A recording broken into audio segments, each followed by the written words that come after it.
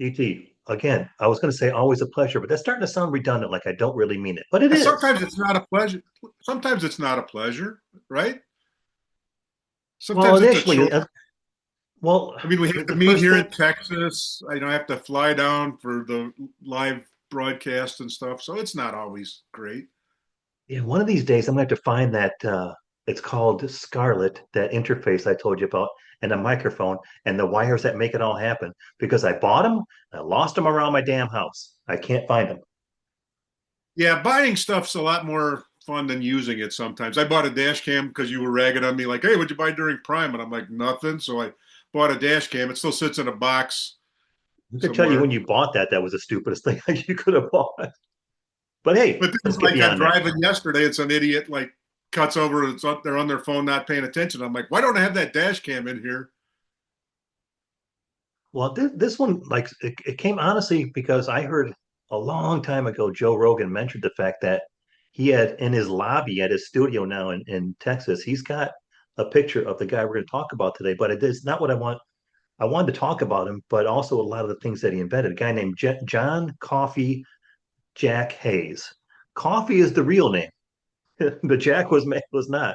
But Jack Hayes, uh, back so just so we and believe me, if I talk about because the things he did established, kind of like why Texas is Texas.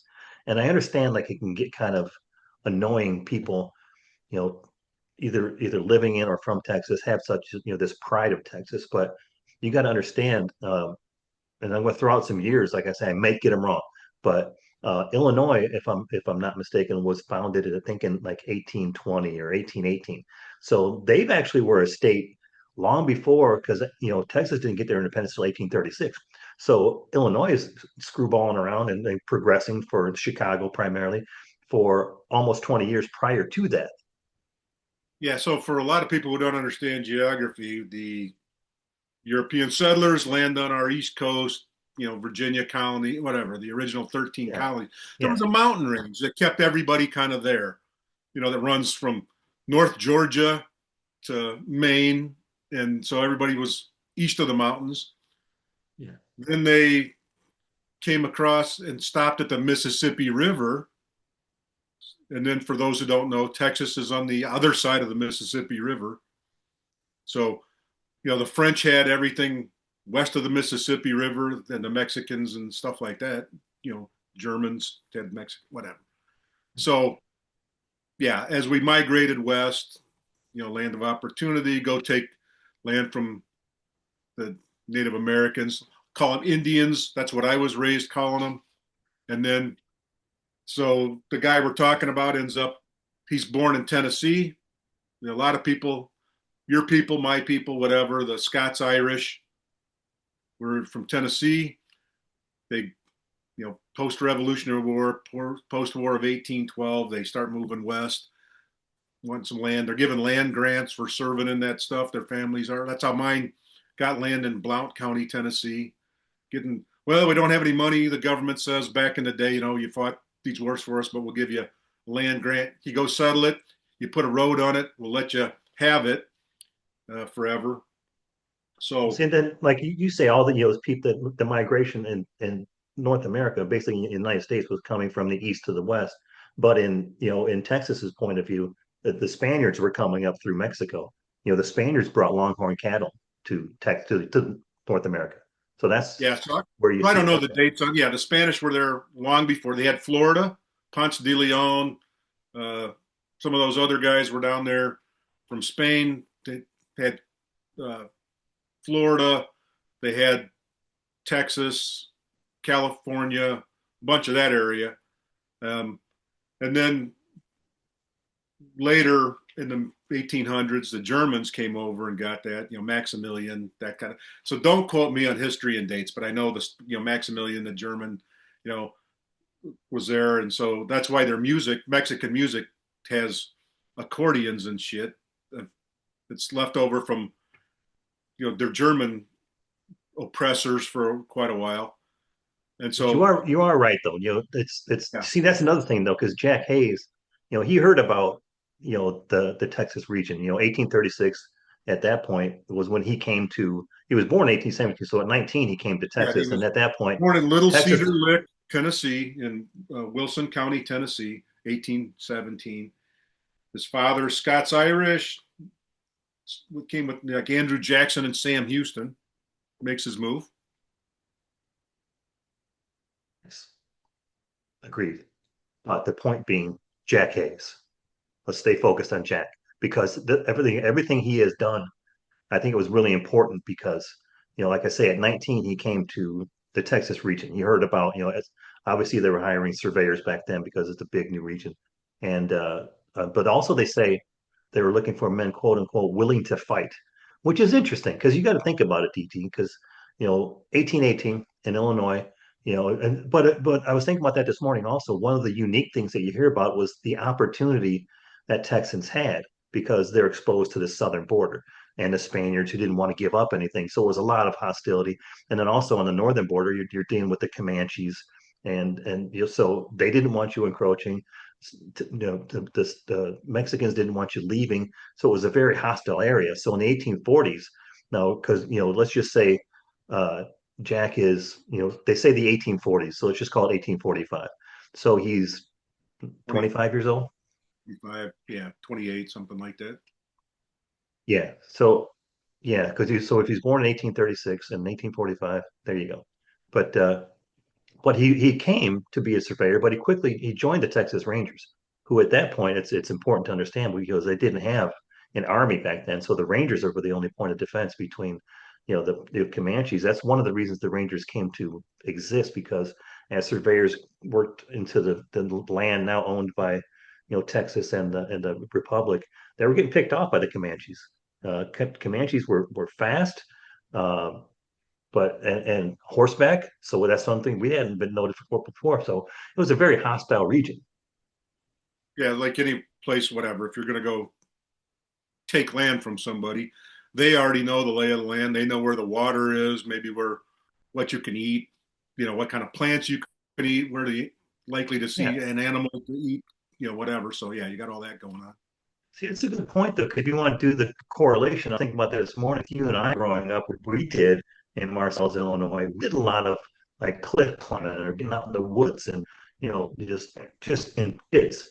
So, but Jack knew, so that's one of the reasons he was good at what he did. He knew the region, so he knew how to lead and also how to lead people. It's just like seems like an innate skills because at like age 25, 28, if you want to give him 28 he was leading the Rangers, but the important thing is he came up with a few things on his own. So he introduced like a guerrilla style frontier warfare is what they were calling it.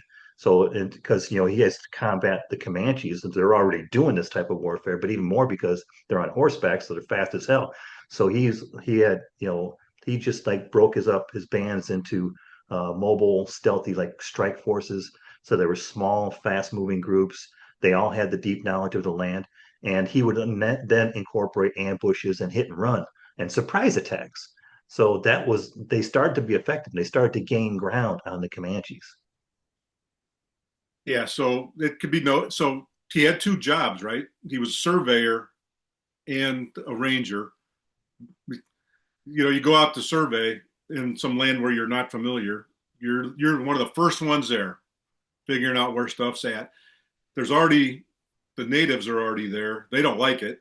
Whatever they see a campfire or see people encroaching on.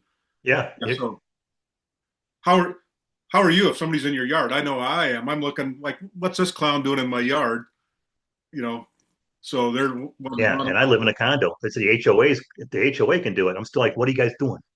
But still, I mean, because I have a feeling like his surveying took a background because, like I say, at that time, they had the Rangers were the first line of defense. And, the traditional military tactics, like I'm sure that, that wouldn't work on the open plains, especially against the Comanche, who were faster and more familiar, like you say. So Hayes, which should be noted because I live in Travis County, and, William Travis, of course, was a big figure in Texas history. But right next to me is Hayes County, and it was named after Jack. But he changed the game. So he started doing the same things that he saw that were effective. They were riding hard, they were camping light, and they were hitting fast. Like you say, if you see somebody, like if you notice a campfire, they came up with something. They incorporated something called cold camping, where it's obviously you can tell by the connotation. There's no fire, so you're not going to be noticed at night, and there's no visible trace. Like afterwards, you can see. You've seen like the westerns. They'll come up and they'll sniff the can. Yeah, it's still warm. He was here 2 days ago. So none of that shit. But so they did that important, intentionally to avoid detection, and where and enemy trackers. Obviously, the Comanches were known for being that. They could spot signs, movement and signs of presence. So and you got to pay attention also because this cold camping wasn't pleasant because we're talking about the heat in Central Texas, but in No, January, just you can't eat a rabbit raw or ugh, yeah, that. So they were probably eating those who handfuls of aren't berries and stuff. for those who aren't Texans and from that area where you're from, if you shut off the sprinklers, how much greenery is there in Hayes County? Is it what's That's the terrain like? Is it kind of desert or is it kind of half no, it's acid? leaning. It's leaning toward it because about an hour west of me, I mean, an hour and a half west of me, this actually turns into plains and mesas and the desert. So it's that close. But also in the wintertime in Texas, it gets down into like say 40 degrees in December. So it wasn't pleasant, probably. Right. So if there's squirrels, I don't know if there's squirrels around there. They're smaller in warm weather places. So where you and I were raised, a squirrel's pretty big. A squirrel would be a meal or half a squirrel. You could share a squirrel with somebody. You go down to those warmer places, these little squirrels and little ground squirrels or whatever, or you eating a prairie dog. That's not a lot of food. And then you can't cook it. It seems like a good way to get it worms or some kind of disease. So all you're packing in your saddlebags maybe is some hardtack and some Yeah. pemmican or whatever kind of you're like, let's go kill these Indians and get home where we can make a fire. I am sick of this. So So you rode sleeping fast. cold and eating dry. It's like, whatever you got on hand. Yeah, rattlesnake trying to crawl in your blanket with you. Yeah, I mean, because they could also cold camp in the brush, like because obviously you're not creating a fire, you're not going to, it's no big deal. So that would be they would be less detected. They disappear from view basically, and it'd be out of sight by morning. So they could, you could probably get some sleep. You'd be freezing, but you could get some sleep. But think about it, DT. Like I say, in 1818, Chicago's coming along. Some of the bigger cities in Illinois are coming along, but it's still like this. It's like the crazy Wild West mindset, but it wasn't like the Rangers also took it further. Like it became a mentality. It wasn't just a tactic to succeed against the Comanches. It was like they became known for the fact that we don't need to be comfortable. We just need to have the upper hand. So I keep going back to it's like this is like 1840. In the middle at that time, Texas is its own sovereign nation, so it's not even a state. So it's just wild. I mean, if you failed, DT, if you made a mistake, it wasn't like, detrimental. You were dead. You could be dead. Yeah, and nobody wants that, right? Say what? Nobody wants that. No, technically nobody wants to be dead but this also, I mean, this is where it starts moving forward, I think, because it was like the Rangers were known for mental toughness. You and I still talk about it. The cold camping actually weeded out the weak from the regimental, the regimental Rangers. So it became like a badge of honor. And it's, to be, in Hayes's battalion, Hayes' group, because it's a sign you could survive and fight in the worst conditions. And you know what that sounds like, because that sounds like our current United States Marine Corps or the Rangers or what do they call them? I can't remember the Marines. Oh God, whether it's gonna kill me because I went by their place in California. Um, but you can draw the line. It's this thing you can historically you can draw a line from cold camping to modern special forces field tactics. So that's what I found so impressive and prompted me to ask you to please put up with me about talking about Texas again. But this guy, this one guy, he kind of generated the ideas that came forward, and we're still be utilizing them today.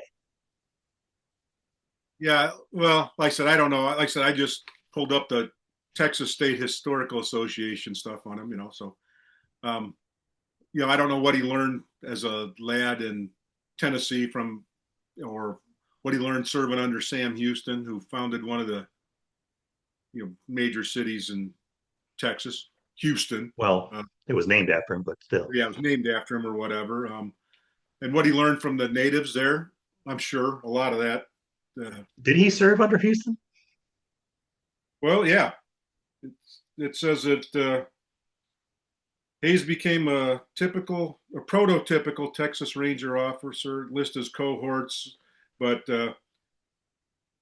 his father served with Andrew Jackson and Sam Houston in the War of There you go. 1812. So I guess I messed up. So Well, no, um, that's I can get that because Sam was noted for his tactics. I could see if he's leading and learning, and I could see the father passing it down to his son, and his son getting fired up. That probably like prompted him listen, because they yeah, also you taught your kid like you grab their hand when they're crossing the road.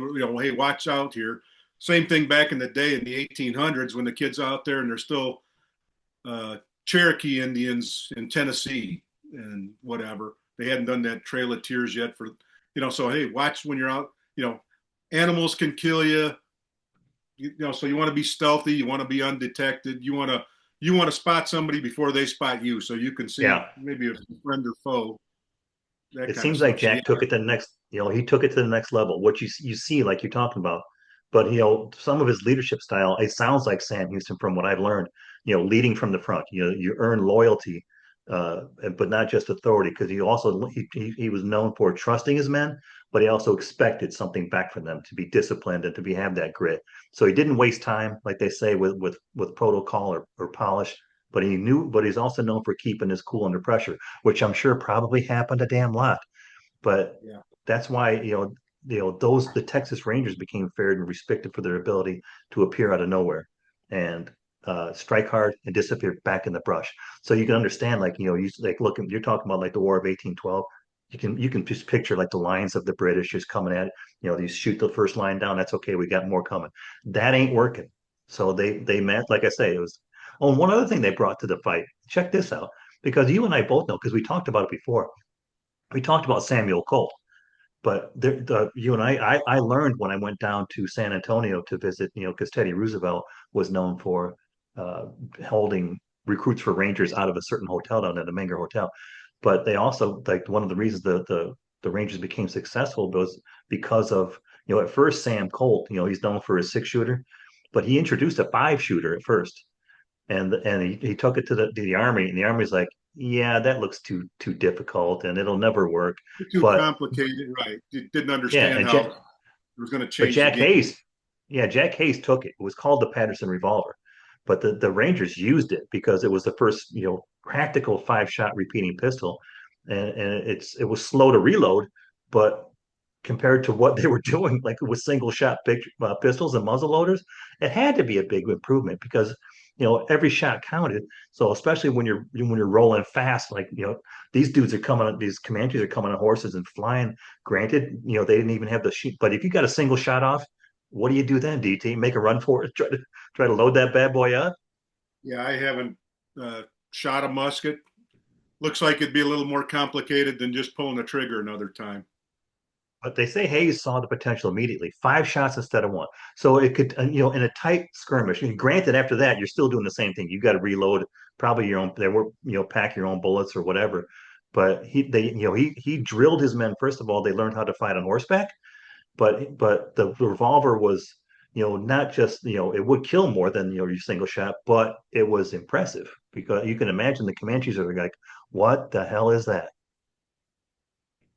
Yeah, so I don't know when the regular army, started taking those peacemakers or whatever. So they had that single action revolver. But yeah, oftentimes, throughout history, the weapons all of a sudden change the game. So you're going from throwing Yeah, rocks at each yeah. other to the guy who, in archers back in Roman Legion or whatever, to the Chinese inventing gunpowder.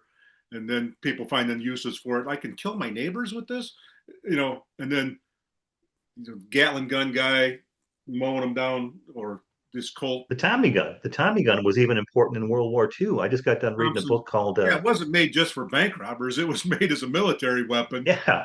Uh, Well, see that also because Jack Hayes saved the Colt Revolver Company because now they saw that.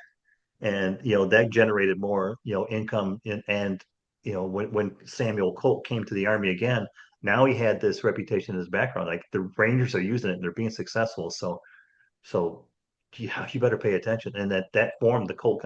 See, Jack had a lot of impact. That's why I still find it impressive. You and I talked before about, and I'll stop saying that you and I have talked before because we talked additionally besides these episodes, and we're up to almost episode 160 already.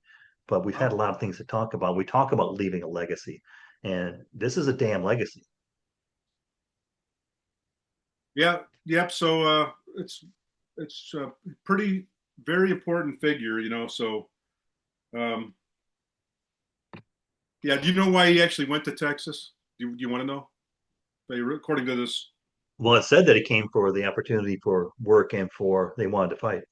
yeah. So he traveled from to New Orleans and then entered Texas at Nacogdoches in time to Own a join the city. troops under Thomas Rusk and bury the remains of the victims of the Goliad massacre. Um, Goliad. Goliad, okay. So that's he volunteered to go do that, and then Sam Houston did advise Hayes to join a company of Rangers under Erastus Duff Smith for service from San Antonio to the Rio Grande under the orders of Colonel Henry Carnes. In his role, Hayes took part in an engagement with the Mexican cavalry near Laredo, assisted in the capture of Juan Sanchez, and rose to the rank of sergeant. And after appointment as deputy surveyor of the Bexar district, did I say that? Bexar? Bexar. Probably not, but I don't know what the correct. Uh, Hayes combined soldiering and surveying for several years, and then the more he learned about the Indian methods of warfare, the better he protected surveying parties against Indian attacks. That's so interesting because everything you're bringing up is like, first of all, Nacogdoches is the oldest city in Texas, and you're talking about Goliad, and then burying the people from that massacre. That's from the battle for Texas independence. It's a well known massacre where Santa Anna came to town, and he was like, "Hey, if you guys just come on out and give up peacefully, we'll just put you in prison, and we'll deal with it." But actually, he walked them into a ravine and just shot them all dead, and those are probably those same bodies that you're I talking about. think it was. But it's So it's you got a cool nickname for his fearless fighting. Did you hear what his nickname was? You no. kind of have to say it with a Spanish devil yak. His name's Jack, John Jack, but devil yak, devil Oh, yak. I imagine. That's like, see, again, that's like the badass because when the Marines in World War One, they were designated devil dogs. Uh, but it's but I still, because it's he was noted for not waiting for orders. He acted. I can see him getting that from Houston too. But it's technically known for that. That's that mindset became the core to now we're getting to the Texas identity. Figure it out, handle your business, don't ask for permission. And Texans still kind of carry that today because it's whether you like it or not, it's like either ranching or business or politics or daily life. They're not looking for fame. It's just like this, handle your damn business. And it was like but you go up to cold camping, and like we said, if it doesn't work, there's no backup for you. And it wasn't romantic. It was survival with purpose. So that legacy shaped the way, like kind of like you're seeing still today, that Texans see toughness. You don't have to be brash about it. You can just be quiet and capable and get your damn job done. And that's again, that's kind of why it speaks to me, DT, and would to you too, I think, because it's Hayes. Like you've asked me before, why the sense of pride? You weren't born here, but Hayes wasn't born here. He chose for it, and he fight for it, and he helped shape it. So you don't have to be born here, but you damn well better respect what it means to be here. And that's all I care. It's all and I do. And like I say, it's a rare opportunity because Texas was on a border with another country, so it was tougher conditions. We talked about the conditions in 1818 in Illinois, or in the 1880s in Washington, because we talked about I have worked in Seattle, so like we talk about the expansion across. It took a long time to get to Washington, but in 1818 it was a very different world in Illinois, and it was a very different world still in Texas. So I don't know. not through boredom or what it was. He left Texas after 13 He years. did. He actually went to He California. founded the city of Oakland, California. I know. So, I think yeah, he, he was looking for routes. He went into Mexico for a long time. He had Mexican volunteers, according to this. He rose through the rank from, became a sergeant, then a major uh, under General Zachary Taylor, who became one of our presidents. Uh, uh, yeah. so they took part in the attack on Monterrey, Mexico in 1846. And then he had another regiment to keep the lines open between Veracruz and Mexico City for the troops under General Winfield Scott. Uh, and so they were, who knows how, you never know when you're done expanding, right? Or which direction it's going to go when you're an early pioneer kind of guy, whatever. So Yeah, I think he died in 1866, didn't he? let's see, he died 1883 and is buried in Oh, really? California. Yeah, Hayes County, Texas is named it. But yeah, so he was looking for, still out looking for routes to, doing surveying or protecting surveying parties and stuff like that. What a life. What a life. Because It's California just, wasn't full of vegans and fake boobs back then. It was full of Mexicans and whatever. So they were going. So so he was going out there, looking to see. He lived past the gold rush and whatever, looking for routes, different places in California. So probably uh, wasn't he like mayor of San Francisco or something? Like he had an office, I think. he was elected sheriff of San Francisco County There you in go. 18, There you go.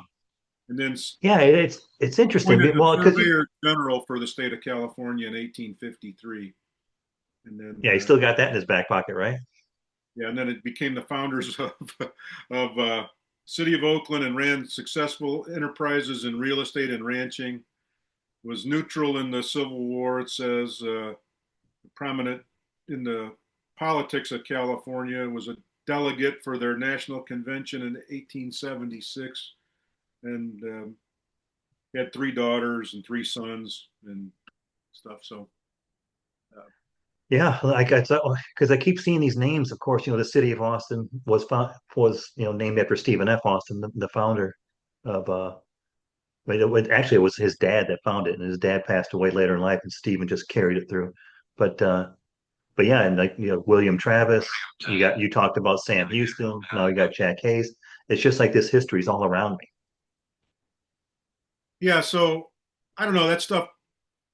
I don't know what they still teach in high school or what they teach in Texas high schools, but you and I have talked. That stuff gets more interesting, I think, as you get older and you start wondering why something is the way it is in our country. How it's, you don't think of, you know, uh, I said mountains keeping people, when there's no Yeah. highways, you stop at a mountain. There's people on the other side of the mountain that are kept on the west side, the others kept on the east. You come to a river. Well, okay, that's a natural barrier, the Mississippi River.